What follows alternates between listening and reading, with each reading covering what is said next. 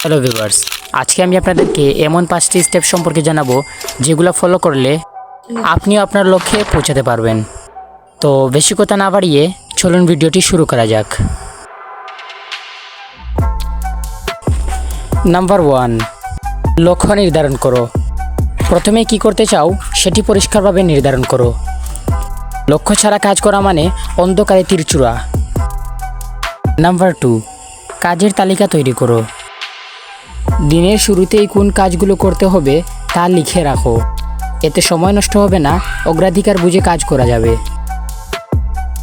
Number 3, গুরুত্বপূর্ণ কাজ আগে করো। সব কাজ একসাথে করতে গেলে ঝামেলা হয়, তাই আগে যেটা বেশি জরুরি সেটি করো। একে বলে প্রায়োরিটাইজ করা। নাম্বার 4, সময়ের সীমা বেঁধে দাও। প্রতি কাজের জন্য নির্দিষ্ট সময় ঠিক করো, এতে করে কাজ দ্রুত ও দক্ষভাবে শেষ হয়। নাম্বার 5, বিশ্রাম নাও এবং আত্মমূল্যায়ন করো। শুধু কাজ করলেই হবে না, মাঝে মাঝে বিশ্রাম নিতে হবে।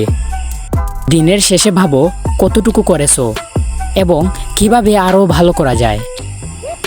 শেষ কথা, সময় সঠিকভাবে ব্যবহার করলে জীবনে সফলতা আসবেই।